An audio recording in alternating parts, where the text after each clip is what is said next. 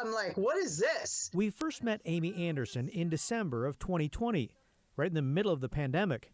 The Portland woman didn't know what to do after unemployment checks started showing up in her mailbox.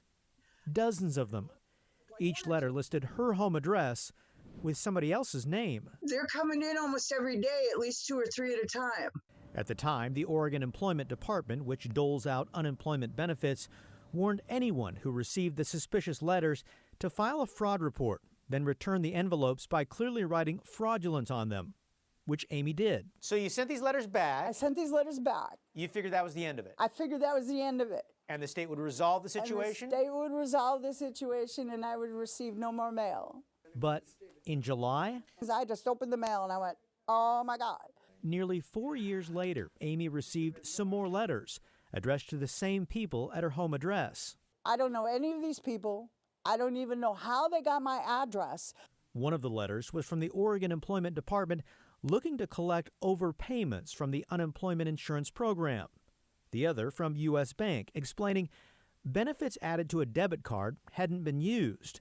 Because of inactivity, the money, ranging from about $135 on one card to $673 on another, was about to be turned over to the state as unclaimed property. For some reason, people who never existed that I'm aware of receive money on a card that has never been used since November 11th of 2020.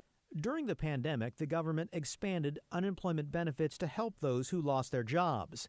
At the same time, the FBI reported a spike in fraudulent unemployment claims using stolen identities nationwide.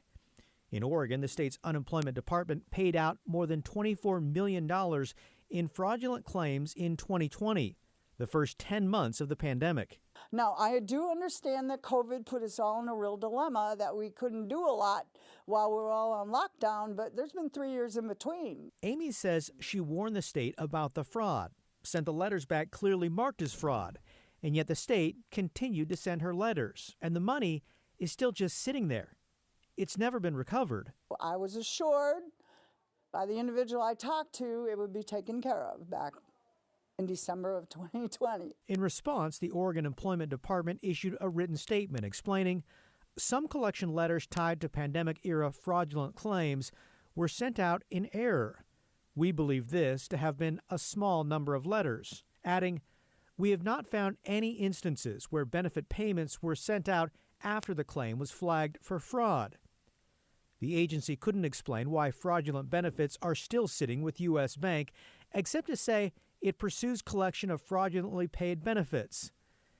Amy feels it's important for the money to be recovered because when somebody loses their job, they need help and rely on a system that works.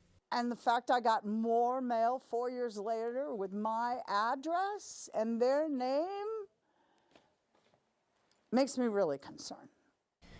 While rare, if you do receive mail from unemployment addressed to a different person, the agency said mark it as returned to sender and give it back to the Postal Service. You can also file a fraud report online.